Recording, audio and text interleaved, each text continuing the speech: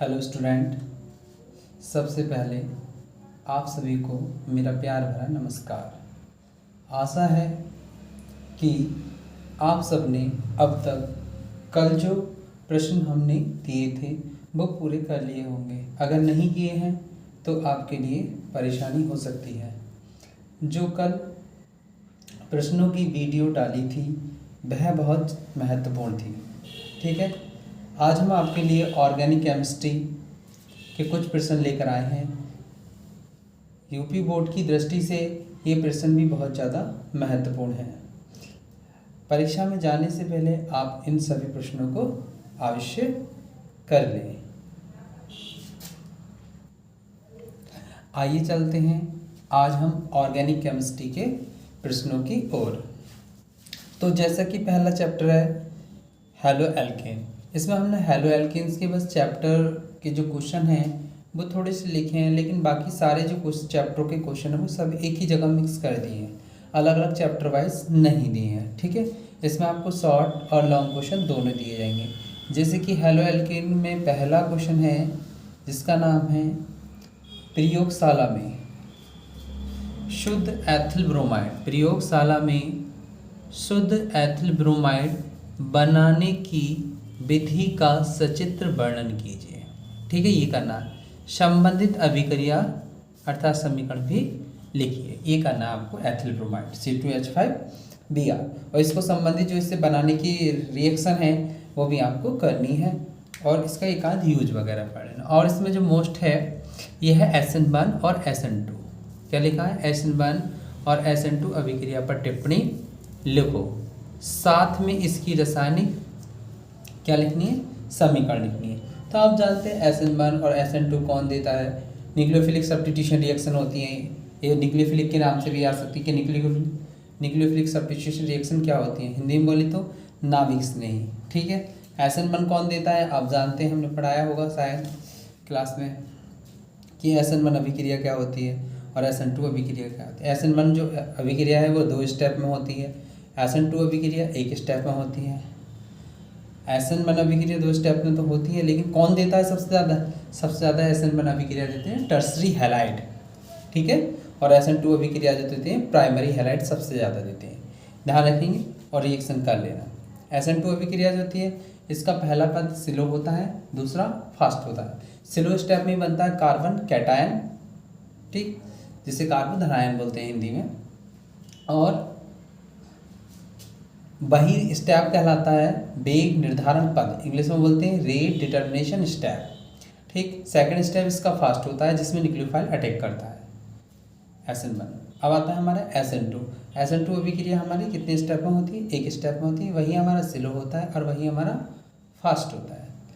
क्या होता है? जब प्राइमरी हैलाइड की रिएक्शन हम कराते हैं तो जब न्यूक्लियोफाइल अटैक करता है तो वो बैक साइड से करता है, बैक साइड से करता है अर्थात उसका विन्यास क्या हो जाता है? उलट जाता है, जिससे कि क्या बन जाती है? ट्रांजिशन स्टेट बन जाती है। उसके बाद किस में चेंज हो जाता है? वो प्राइमरी अल्कोहल में जाके चेंज हो जाता है। SN1 अभिक्रिया कैसी है? 2 अणु का अभिक्रिया है, जबकि SN2 जो अभिक्रिया है वो 1 अणु का अभिक्रिया है। ठीक है, आगे देखेंगे नेक्स्ट क्वेश्चन। अगला क्वेश्चन है हमारा फ्रियोन, कि फ्रियोन क्या है? रासायनिक अभिक्रिया लिखिए। फ्रियोन की आपको रिएक्शन लिखनी है कि फ्रियोन की रिएक्शन क्या होती है, फ्रियोन की रासायनिक अभिक्रिया क्या होती है। फ्रियोन का एक वातावरण पे प्रभाव भी आता है, लेकिन वो हट गया है 30% में, लेकिन आपको फ्रियोन फिर भी रिएक्शन आपको पढ़ के जानी है। ठीक है, आगे है हमारा क्वेश्चन नंबर 3, एजोटीकरण क्या होता है? एजोटीकरण हुई एजोबेंजीन। एजोटीकरण क्या होता है? रासायनिक समीकरण देते हुए लिखिए एजोटीकरण। एग्जाम में बहुत आया है एजोटीकरण, बहुत आसान है। ठीक है, अगला क्वेश्चन देखेंगे। अगला क्वेश्चन है एथिल अल्कोहल का स्टार्च किसके द्वारा? एथिल अल्कोहल किसका? एथिल अल्कोहल का स्टार्च द्वारा कौन सी विधि से?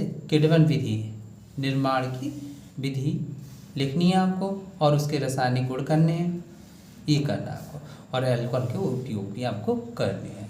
ठीक है, एथिल अल्कोहल काफ़ी ज़्यादा मोस्ट है। एथिल अल्कोहल के साथ साथ अगला क्वेश्चन है क्या है इसका? Power alcohol. क्या है? Power alcohol. देखेंगे पावर अल्कोहल क्या है। पावर अल्कोहल और परिशुद्ध अल्कोहल क्या होता है, ये आपको बहुत ज़्यादा करना है। एग्जाम में बहुत बार क्वेश्चन ये फंसा है कि पावर अल्कोहल और परिशुद्ध अल्कोहल क्या होते हैं, लेकिन सबसे ज़्यादा जो आया वो पावर अल्कोहल ही आया कि पावर अल्कोहल क्या होता है। ठीक है, पावर अल्कोहल के बारे में आप अच्छे से स्टडी करके जाएंगे और हो सके तो कल में ये सारा काम निपटा देना। ठीक, उसके बाद में हम करेंगे कौन सी रिएक्शन, क्या होता है और कैसे प्राप्त करोगे वो रिएक्शन करेंगे।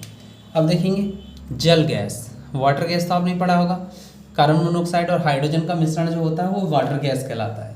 अब वाटर गैस से किसका निर्माण करेंगे, वाटर गैस द्वारा किस यौगिक का निर्माण होता है, उसका रासायनिक सूत्र क्या होगा।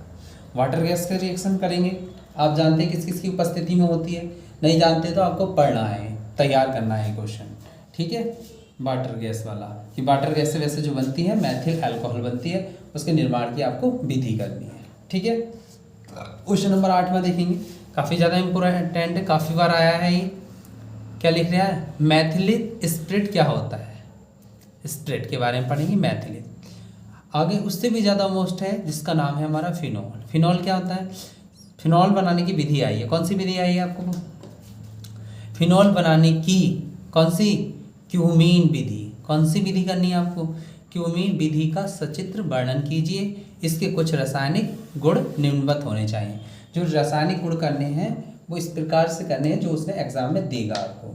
ठीक है, वैसे नाम से नहीं देगा, जैसे मैंने इसमें नाम से लिख सके हैं कौन कौन सी, जैसे नाम से रिएक्शन लिख रखी है हमने, एक कॉल्वे-शेमिट अभिक्रिया जैसे लिख रखी है सबसे पहले हमने, रायमटीमैन अभिक्रिया, तो वो आपको ऐसे नहीं पूछेगा कि रायमटीमैन अभिक्रिया दीजिए। ठीक है, फिनॉल की रिएक्शन किससे कराएगा आपको, क्लोरोफॉर्म और NOH से, तब जाके रायमटीमैन अभिक्रिया हो जाती है।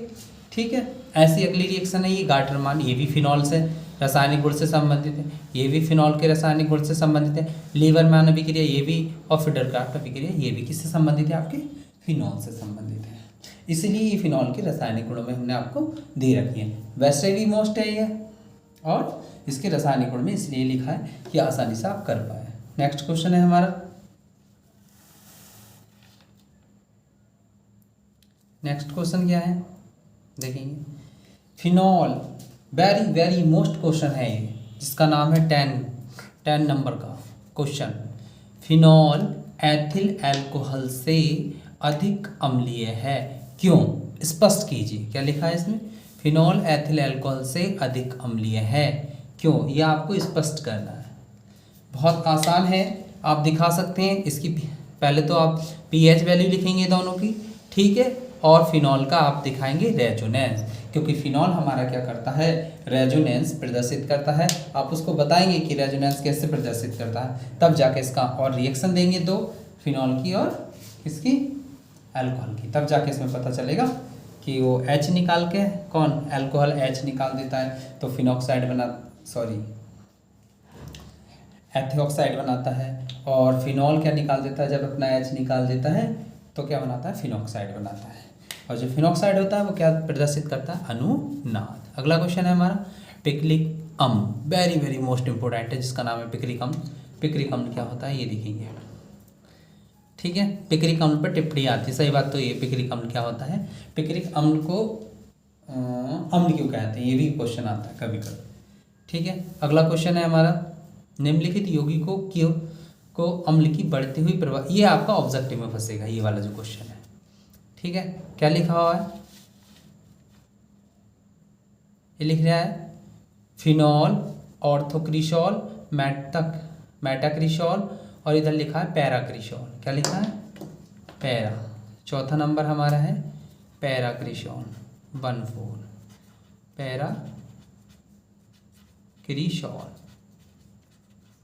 पैराक्रिशॉल। तो इसमें पूछा है कि सबसे ज़्यादा अम्लीय कौन सा होगा, तो ये ऑब्जेक्टिव टाइप में ये क्वेश्चन आ जाता है, तो इसका आंसर ये लिखा है सबसे ऊपर पेपर में, ये लिखा है, ये है सबसे ज़्यादा एसिडिक होगा हमारा ऑर्थोक्रिशॉल। कौन सा होगा, ऑर्थोक्रिशॉल होगा। उसके बाद में हाँ सबसे ज़्यादा अम्लीय कौन सा है हमारा, फिनॉल, उसके बाद में मेटाक्रिशॉल, उससे कम पैराक्रिशॉल, और उसके बाद में हमारा ऑर्थोक्रिशॉल। तो याद रखेंगे, एक बार पूरी स्लाइड को देख लें, अगर आप स्क्रीनशॉट ले सके तो इसका।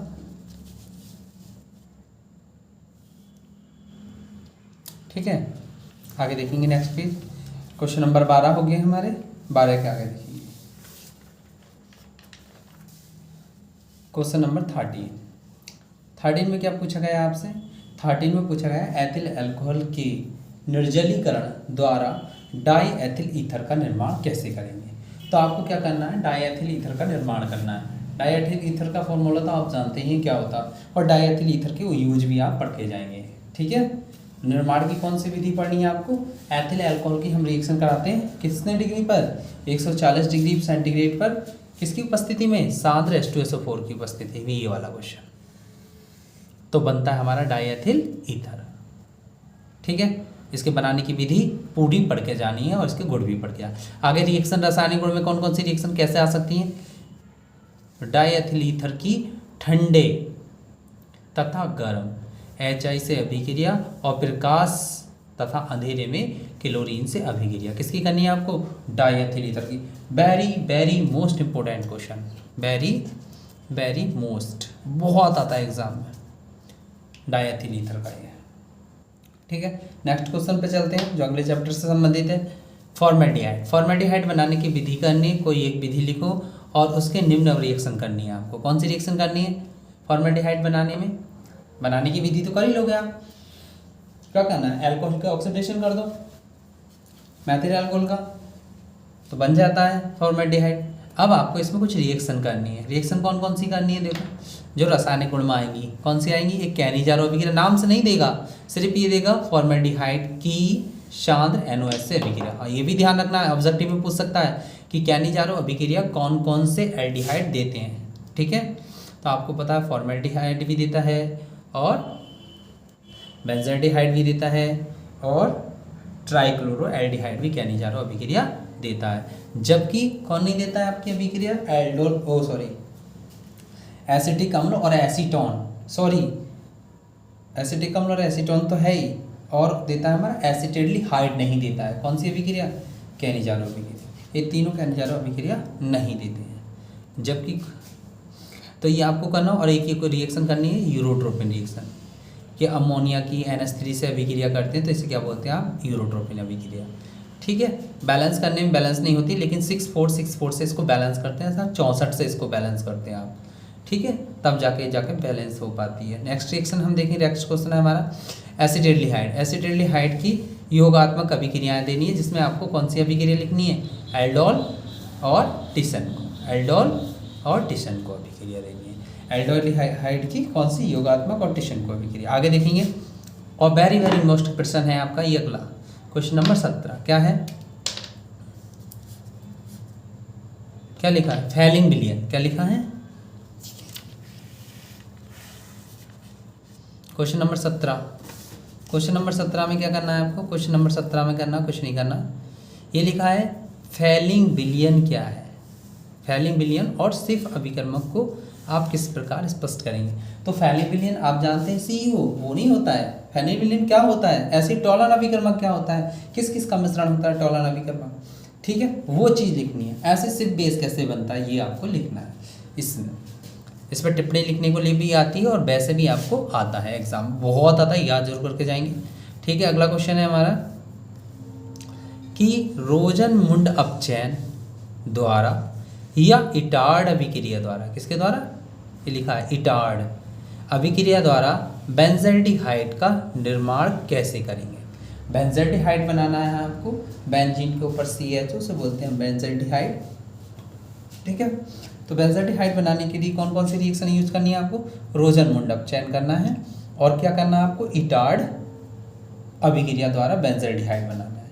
ठीक, और क्या पूछा है? बेंजल्डिहाइड के निम्नवत रासायनिक गुण दीजिए। निम्नवत कौन कौन से रासायनिक गुण लिखने हैं आपको? ये भी ध्यान रखनी है।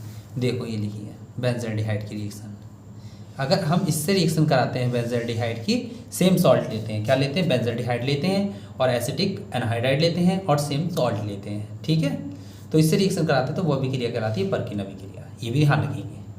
ठीक, बेंजल्डिहाइड की है, ये वाली रिएक्शन भी किसकी है? बेंजल्डिहाइड की, जो सिर्फ बेस बनता है। ऊपर था सिर्फ बेस, ये क्वेश्चन नंबर 17 में सिर्फ बेस था, जिसे सिर्फ अभिकर्मक कहते हैं।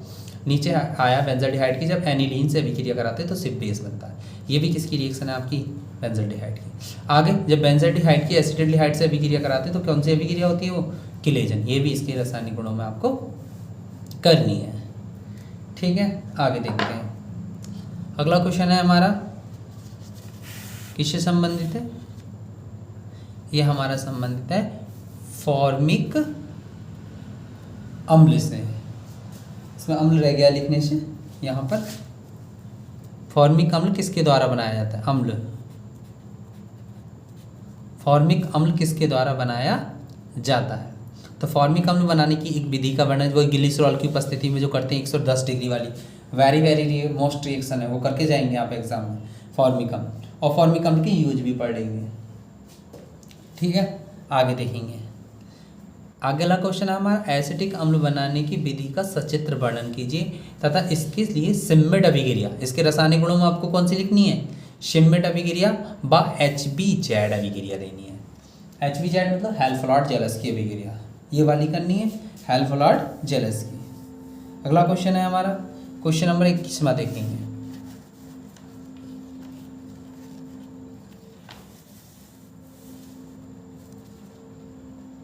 इक्कीसवां क्वेश्चन क्या है,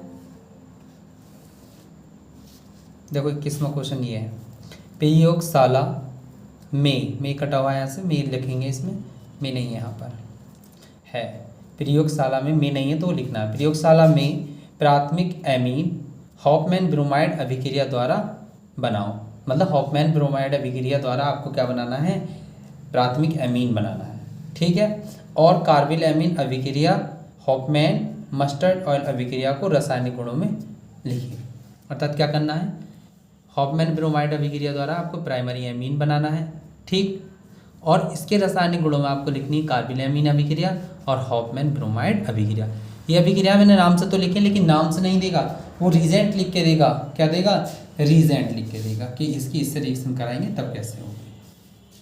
अगला लिखेंगे हम क्वेश्चन नंबर, अगला क्या है, प्राथमिक द्वितीयक और तृतीयक एमीनों में विभेद कैसे करेंगे।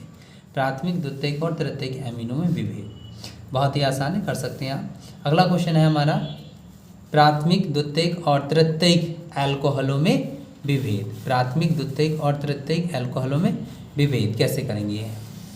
तो ये भी आपको अंतर या विभेद स्पष्ट करके जाएंगे कि प्राथमिक और द्वितीयक अल्कोहलों में कैसे अंतर करते हैं। इसके लिए एक क्या था, लुकास अभिकर्मक था, लुकास परीक्षण जिसे कहते हैं हम। ठीक, और कौन सा था, एक विक्टर मेयर विधि है जो अंतर करती है, एक ऑक्सीकरण विधि है। ठीक है, आगे देखेंगे। नाइट्रोबेंजीन का अम्लीय, क्षारीय और उदासीन माध्यम में अपचयन करना है आपको। नाइट्रोबेंजीन का कौन से माध्यम में, आपको अम्लीय माध्यम में, और उदासीन और क्षारीय माध्यम में क्या दिखाना है आपको, अपचयन दिखाना है कैसे होता है। और नाइट्रोबेंजीन के कुछ आपको रासायनिक गुण भी देखने, रासायनिक गुण में आता है ये भी। ठीक है, ये जो आते हैं हमारे रासायनिक गुण में आते हैं अपचयन और ऑक्सीकरण। आगे है कार्बोहाइड्रेट, न्यू चैप्टर, जिसे जैव अणु के नाम से जाना जाता है। कार्बोहाइड्रेट वेरी वेरी मोस्ट है। कार्बोहाइड्रेट क्या कहते हैं, सबसे पहले इसकी परिभाषा लिखेंगे और दो कार्बोहाइड्रेट के नाम और उनके अणुसूत्र लिखेंगे। कौन कौन से दो कार्बोहाइड्रेट आप जानते हैं। ठीक है, क्या होते हैं, जो बेकार्बोहाइड्रेट जिनका जल अपघटन करने पर, या बेयौगिक जिनका जल अपघटन करने पर पॉलीहाइड्रोक्सी एल्डिहाइड और कीटोन देते हैं, क्या कहलाते हैं, कार्बोहाइड्रेट कहलाते हैं। जैसे ग्लूकोज, फ्रैक्टोज, मैनोस। ठीक है, ये बहुत सारे स्टार्च वगैरह इसी किस्म आते हैं, सब कार्बोहाइड्रेट में आते हैं। आगे आता है कार्बोहाइड्रेट का परीक्षण, ये भी याद रखना है आपको। कार्बोहाइड्रेट का जो परीक्षण किया जाता है वो किसके द्वारा किया जाता है, मॉलिस परीक्षण किया जाता है। किसके द्वारा, मॉलिस। ये मॉलिस क्या नाम है इसका, मॉलिस। ये विशेष करके आपको याद रखना है। आगे है हमारा ग्लूकोज, क्या क्वेश्चन है हमारा, क्वेश्चन नंबर है अगला, ग्लूकोज की संरचना सूत्र लिखे। संरचना भी बनानी है, संरचना सूत्र ग्लूकोज की ओपन और क्लोज दोनों से स्ट्रक्चर आपको देखनी है। पहले तो आपको संरचना सूत्र आना चाहिए ग्लूकोज का, कि कितने उसके अंदर OH होते हैं, कितने क्या होता है OH होते हैं, कितने एल्डिहाइड ग्रुप होते हैं, कितना CO ग्रुप होता है। ठीक है, कितने कार्बन होते हैं वो देखना है। जैसे कि अगला क्वेश्चन है, ग्लूकोज में निम्न की उपस्थिति आप कैसे दर्शाएंगे। पुष्टि के लिए एक एक रासायनिक समीकरण दीजिए। जैसे OH की पुष्टि कैसे करेंगे कि ग्लूकोज के अंदर 5 OH है, या आप कैसे प्रूफ करेंगे? कुछ नहीं करना है, इसमें PCl5 से रिएक्शन कर देनी है, या एसिटिक अम्ल से कर देंगे या एसिटिल क्लोराइड से कर देंगे, लेकिन बेटर होगा आपकी PCl5 से करें, तीनों में से किसी। आगे है ग्लूकोज के अंदर 6 कार्बन होते हैं। ग्लूकोज के अंदर कितने कार्बन होते हैं? 6 कार्बन होते हैं। क्वेश्चन पूछता है तो ये आपको प्रूफ करना है। कैसे करेंगे? लाल फास्फोरस और HI से क्या करा देंगे, इसका अपचयन करा देंगे और एन हेक्सेन बन जाएगा। आगे है ग्लूकोज में एल्डिहाइड समूह होता है, तो एल्डिहाइड समूह को प्रूफ करने के लिए आपको क्या करना पड़ेगा? कुछ नहीं करना, इसका ऑक्सीडेशन करा दो।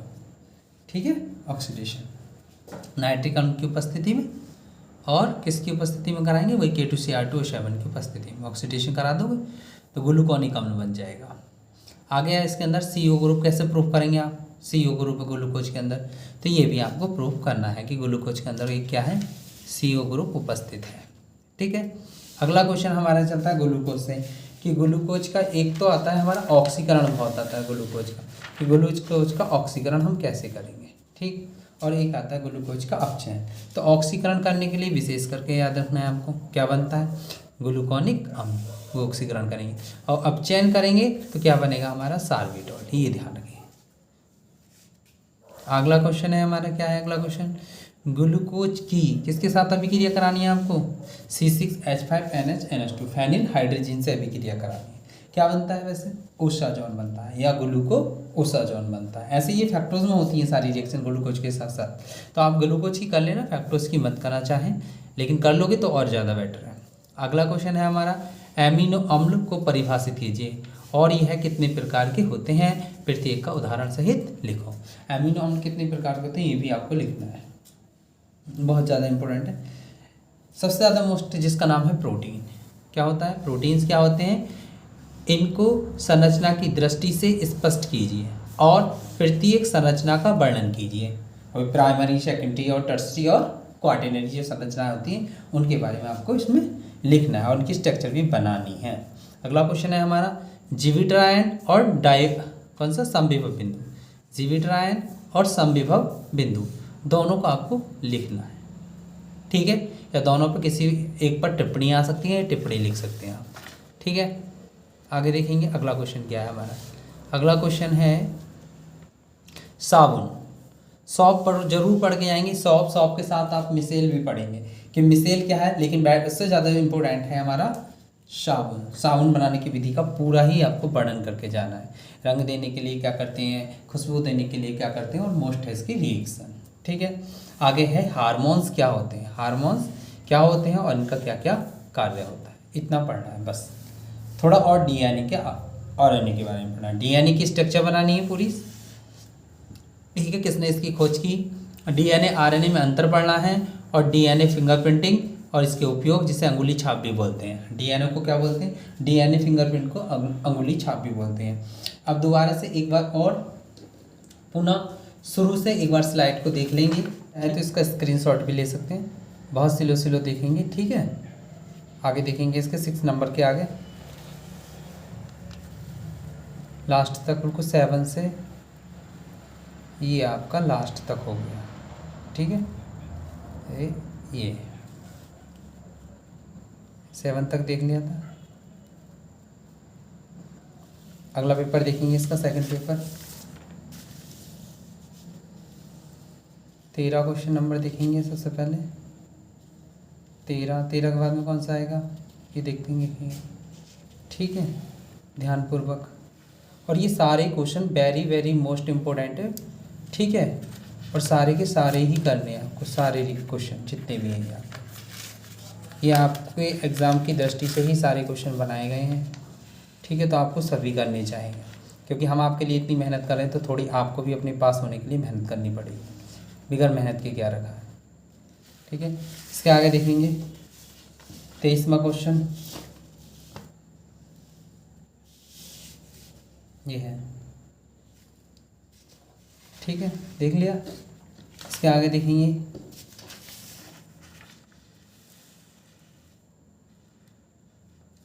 इसके आगे DNA RNA हो गया पूरा। ठीक है, तो प्लीज़ लाइक ज़रूर कर, और लाइक के साथ साथ अपने फ्रेंड्स को शेयर कर देना जो इस साल इंटर में है, क्योंकि ये उन्हीं के लिए ये क्वेश्चन बनाए गए हैं। ठीक है।